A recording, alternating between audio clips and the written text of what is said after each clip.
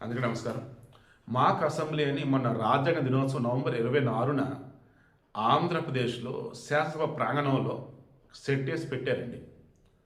ఎంత హ్యాపీగా నాకు ఉందంటే, బహుశా నేను ఇప్పుడున్నటువంటి జనరేషన్ చూసి ఏదేదో ఆలోచిస్తూ బాధపడుతూ ఉన్నాను కదా, రేపు అమ్మాయి కూడా బంగారం రా మనోళ్ళు అని చెప్పేసి నారా లోకేష్ ప్రూవ్ చేశాడు. థ్యాంక్ యూ లోకేష్ గారు, నిజంగా మీరు బంగారం అండి. ఎంత బంగారం కాకపోతే మొత్తం ప్రభుత్వ స్కూళ్ళల్లో నుండి పిల్లలను తీసుకొచ్చారు. 175 మంది ఎమ్మెల్యేలు, తర్వాత మరల మార్షల్స్, వీళ్ళు మొత్తం పిల్లలే. అంతా కూడా 8, 9, 10 తరగతి చదువుకున్న వాళ్ళందరినీ ముందుగానే ఏమంటారు కాంపిటేటివ్ ఎగ్జామ్స్ పెట్టి, టెస్టులు పెట్టి మనల్ని బాగా ప్రిపేర్ చేసేసి అప్పుడు తీసుకొచ్చారు. ఆమె స్పీకర్ కానీ, ఆ కింద మంత్రుల హోదాలు ఉన్నటువంటి వాళ్ళు కానీ అబ్బా ఎంత బాగా మాట్లాడారు అయ్యా. అసలు నిజంగా అయ్యన్న పాత్రుడు తర్వాత చెప్పినా, చంద్రబాబు చెప్పినా, నేను చెప్పినా ఒకటే చెప్తున్నా, రాజకీయ నాయకులకి పార్టీల వారీగా అహం, అసూయ, ఈర్ష్య, ద్వేషం ఓ పార్టీ స్టాండ్లో ఉంది. బట్ ఈ పిల్లలకి ఒకే ఒకటి, మనం చదువుకుంటున్న పిల్లలు రేపటి రోజు ఈ రాష్ట్రాన్ని, దేశాన్ని బాగుపరుచుకోవాల్సిన వాళ్ళు. ఎవరైతే చట్టసభలలో ఉంటూ సరైన చర్చలు చేయటం లేదో వాళ్ళకి చర్చలు చేయడం ఎలాగో నేర్పిద్దాం. ఎగ్జాక్ట్ వాళ్ళు అదే చేశారు. దీనికి చొరవ తీసుకున్నవాడు లోకేష్, గ్రీన్ సిగ్నల్ ఇచ్చిన వాళ్ళు అయ్యన్న పాత్రుడు అండ్ చంద్రబాబు గారు. పిల్లలు నిజంగా సింప్లీ సూపర్. వాళ్ళు వీడియోలు అటాచ్ చేస్తాను చూడండి. ఈ వీడియో నేను ఏం చెప్పదలుచుకున్నాను, నాయుడికి ఇంకా దిగులు లేదు. నిజంగా పండిత పుత్ర పరమసొండ అని చెప్పేసి గతంలో అనేవారు. అలా ఉంటారు కొంతమంది. ఈవెన్ లోకేష్ విషయంలో నేనే ఓపెనింగ్ ఎన్నోసార్లు అన్నా, ఏంటయ్యా నాయుడు ఇటువంటి కొడుకుని అన్నావు అన్నా. బట్ లోకేష్ తన చెక్కున్నాడండి. పప్పు అంటే పడ్డాడు. ఈరోజు ఎలా తయారయ్యాడండి అసలు? తెలుగు భాష మీద పట్టు, అన్ని అంశాల మీద పట్టు, అందరితో సమన్వయం చేసుకుంటూ, పార్టీలో ఉన్నటువంటి సమన్వయం చేసుకుంటూ బ్రహ్మాండంగా ముందుకెళ్తున్నాడు. పిల్లల్లో పిల్లోడిగా ఉంటున్నాడు, అధికారిగా ఉంటున్నాడు, నాయకుల్లో నాయకుడిగా ఉంటున్నాడు. అంతిమంగా పుత్రోత్సాహం అనేది ఈరోజు మెండుగా అటు భువనేశ్వర్ గారికి, ఇటు చంద్రబాబు గారికి ఇస్తూ ఉన్నాడు. సో నాయుడికి లోటు లేదు, దిగులు లేదు. ఎందుకంటే తాను కలలుగన్నటువంటి స్వర్ణాంధ్రని ఓ పక్క లోకేష్, మరొక పవన్ కళ్యాణ్ ఇద్దరు కలిసి బ్రహ్మాండంగా సాధించి తీరుతారు.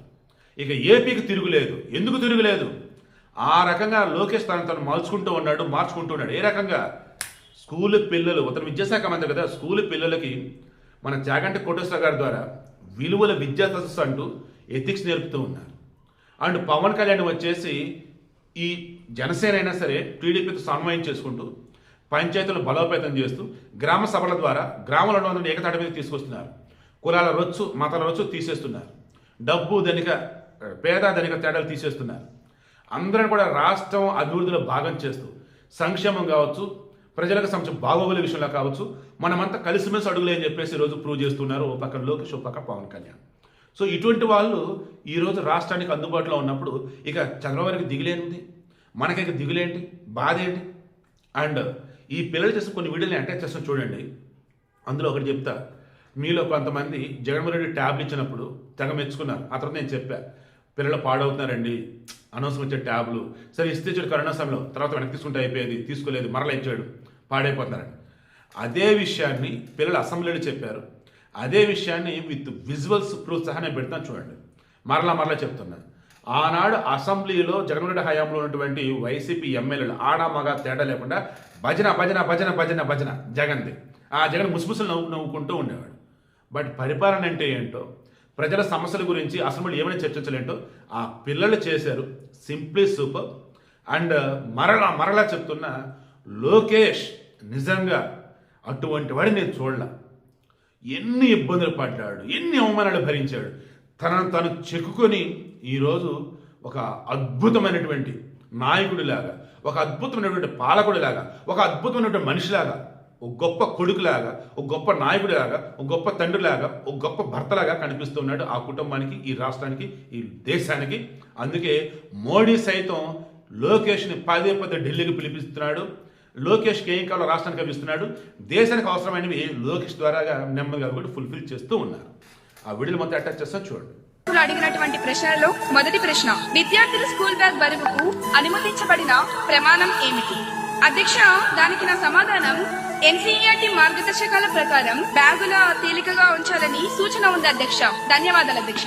రెండవ ప్రశ్న, విద్యా సంస్థల్లో డ్రగ్ వినియోగం నివారించడానికి తీసుకుంటున్న చర్యలేమిటి? డ్రగ్స్ నివారణపై ఈ ప్రభుత్వం చాలా సీరియస్ గా ఉంది అధ్యక్ష.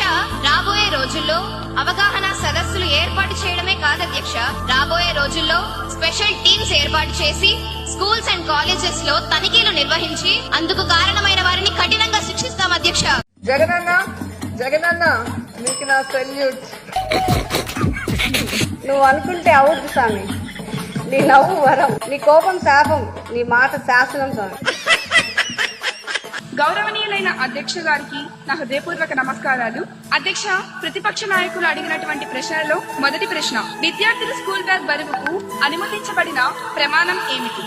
అధ్యక్ష, దానికి నా సమాధానం ఎన్సీఈఆర్టీ మార్గదర్శకాల ప్రకారం బ్యాగుల తేలికగా ఉంచాలని సూచన ఉంది అధ్యక్ష. ధన్యవాదాలు అధ్యక్ష. రెండవ ప్రశ్న, విద్యా సంస్థల్లో డ్రగ్ వినియోగం నివారించడానికి తీసుకుంటున్న చర్యలేమిటి? డ్రగ్స్ నివారణపై ఈ ప్రభుత్వం చాలా సీరియస్ గా ఉంది అధ్యక్ష. రాబోయే రోజుల్లో అవగాహన సదస్సులు ఏర్పాటు చేయడమే కాదు అధ్యక్ష, రాబోయే రోజుల్లో స్పెషల్ టీమ్స్ ఏర్పాటు చేసి స్కూల్స్ అండ్ కాలేజెస్ లో తనిఖీలు నిర్వహించి అందుకు కారణమైన వారిని కఠినంగా శిక్షిస్తాం అధ్యక్ష. మీరు అధికారంలో ఉన్నప్పుడు పిల్లల చేతికి ట్యాబ్లు ఇచ్చారు. అందులో ఏమేమి వచ్చాయో సభకు గుర్తు చేయమంటారా? టేబుల్లో ఫ్రీ ఫైర్ కొడతావా? చెప్పుకో వెళ్ళు, భయం. నా పేరు వరుణ్ కుమార్, నేను ఆడుతున్నా 9th క్లాస్ టేబుల్. జానన్ ఇచ్చాడు ట్యాబ్. ఎచ్చని చెప్తే వాళ్ళు తాత చెప్తాడు.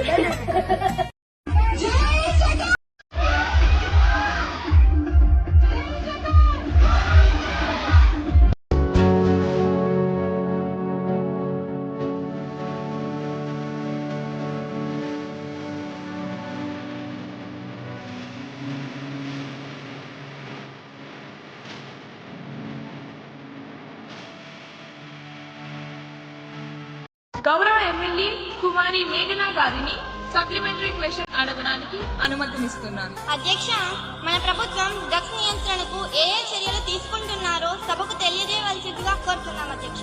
అధ్యక్ష, డ్రగ్స్ నివారణపై ఈ ప్రభుత్వం చాలా సీరియస్ గా ఉంది అధ్యక్ష. రాబోయే రోజుల్లో అవగాహన సదస్సులు ఏర్పాటు చేయడమే కాదు అధ్యక్ష, రాబోయే రోజుల్లో స్పెషల్ టీమ్స్ ఏర్పాటు చేసి స్కూల్స్ అండ్ కాలేజెస్ లో తనిఖీలు నిర్వహించి అందుకు కారణమైన వారిని కఠినంగా శిక్షిస్తాం అధ్యక్ష. అలాగే 2047 నాటికి మన రాష్ట్రాన్ని డ్రగ్స్ రహిత రాష్ట్రంగా మారుస్తామని ఈ సందర్భంగా హామీ ఇస్తున్నాను అధ్యక్ష. గౌరవ సభా సభ్యులు, ప్రజా ప్రతినిధులు, తల్లిదండ్రులు ఇంకా మీడియా వారు దీనిపై మాకు తమ సహకారాన్ని అందిస్తారని ఆశిస్తున్నాను అధ్యక్ష.